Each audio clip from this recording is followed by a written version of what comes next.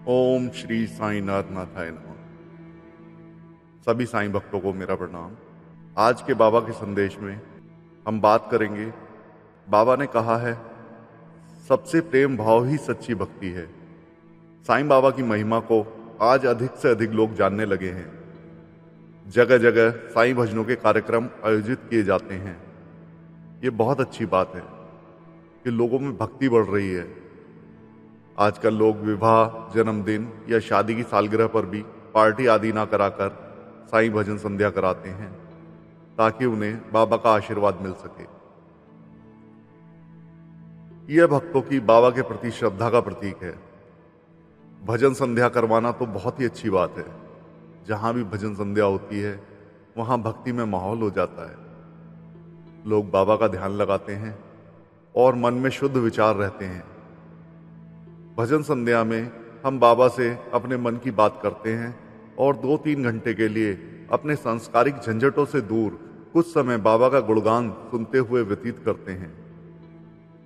भजन संध्या का मकसद केवल भक्ति होना चाहिए।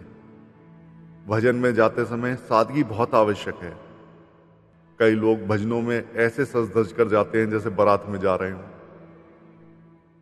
ऐसे लोगों का ध्यान अपने और दूसरों के पहनावे की तरफ ज्यादा रहता है और बाबा की तरफ कम।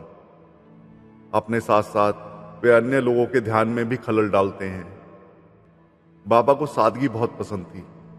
हमें भजन संध्या के मकसद को समझते हुए इस प्रकार के आयोजनों का भरपूर आनंद लेना चाहिए, क्योंकि भजन कीर्तन बाबा के करीब आने का और भक्ति का सबसे सरल साधन है।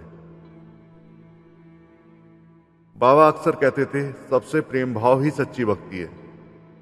विभिन्न धर्म होते हुए भी सभी धर्मों का सार एक ही है। धार्मिक कर्मों के साथ साथ कर्म भी महत्वपूर्ण है। अगर हम धार्मिक कार्य पूरे करें लेकिन अपने दैनिक जीवन में कर्म अच्छे ना करें तो धार्मिक कार्यों का कोई लाभ नहीं। हमारा सबसे पहला धर्म है इंसानियत। सभी प्राणियों पर दया करना, सबसे प्रेम भाव रखना, सबकी यथासंभव मदद करना, यह कोई कठिन कार्य नहीं है। दान, दया, धर्म, कर्म के कार्य केवल मानव योनि में ही संभव है। क्षमा भाव भी बहुत अहम है। यदि कोई हमारा बुरा करता है तो हम सोचते हैं, उसने ऐसा किया, अब मैं उसे बताऊंगा, यानी बदले की भावना। बदले की भावना मन में आती है और एक ऐसा संघर्ष शुरू हो जाता है जो कभी खत्म नहीं होता।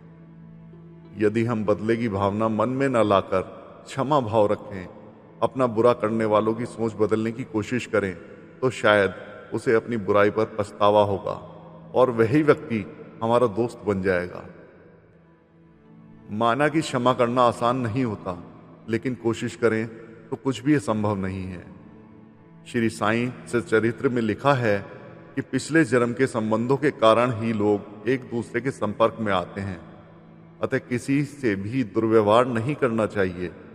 जो व्यक्ति कष्ट पहुंचाते हैं उनका हमें आभारी होना चाहिए, क्योंकि वे हमें हमारे पिछले जन्म के बुरे कर्मों से मुक्त करवाते हैं। इसलिए कष्ट सह लेना चाहिए और प्रतिकार नहीं करना चाहिए। बाबा ने कहा है, दूसरों को कष्ट न देकर स्वयं कष्ट सहने वाला व्यक्ति मुझे अधिक प्रिय है। सांसारिक कष्ट सहकर अगर हम बाबा के करीब आते हैं, बाबा का प्यार पाते हैं, तो क्या हमें कष्ट देने वाला व्यक्ति धन्यवाद का पात्र नहीं है? अतः सभी जीवों में साईं को देखो और सभी से प्यार करो। ओम साईं राम।